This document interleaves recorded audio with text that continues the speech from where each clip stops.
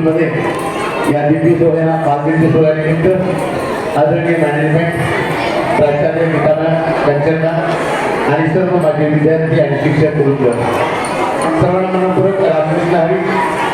आज सर्व विद्यार्थ्यांना विनंती आपण कृपया 10 मिनिटे शांत बसावं. सर्वजण शांत राहतील. आजचा या दिंडी सोहळ्याच्या निमित्त घेतलेल्या कीर्तनासाठी घेतलेला अभंग जगद्गुरु तुकाराम महाराजांचा आहे. पंढरीची वारी आहे माझे घरी आणि गणा करी तीर्थव्रत व्रत एकादशी करीना उपवासी गायना हरिणीसी मुखे नाम विठाल विठाल.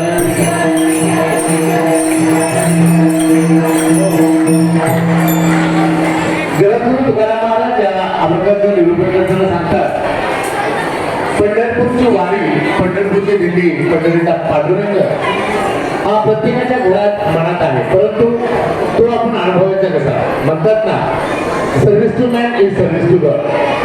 म्हणजे मानव सेवा जर तुम्ही केलीच तर खरोखर भगवंताची प्राप्ती होते.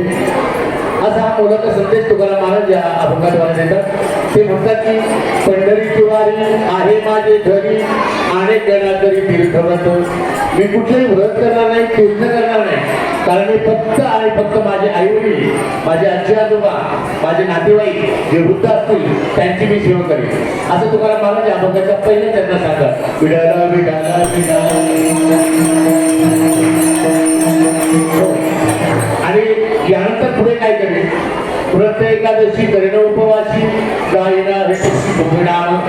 मी एकादशीचं व्रत करीन. आणि एकादशीचं महत्व सांगताना तुकाराम महाराज अनेक पुढे दृष्टांत देतात, दाखले देतात, परंतु आपण वेळाभावी हा दृष्टांत सांगत नाहीये.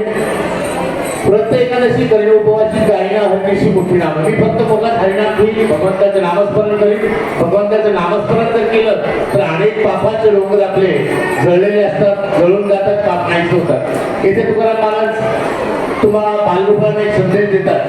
आजचं जग हे आधुनिक जग आहे. आजचं कलियुग, या कलियुगामध्ये एक प्रत्येकाला घडलेला आजार आहे. त्यानं एक गोष्ट केली आहे, तो जवळ आलाय आणि आपले जवळचे लांब गेले, तो म्हणजे मोबाईल. विठ्ठल भगवंत पांडुरंग परमात्मा स्वतः असं या ठिकाणी म्हणतात की विठ्ठल आवडी प्रेम भाव. परंतु आता या ठिकाणी विठ्ठलाला ही गोष्ट प्रेम भाव सगळं आवडतो, परंतु मोबाईल त्यांना आवडत नाही. म्हणून ते म्हणतात, म्हणून मी म्हणते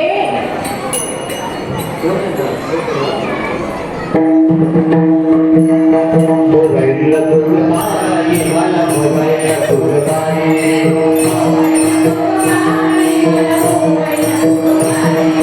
मोबाईलला तोड माई, मला मोबाईलला तोड माई.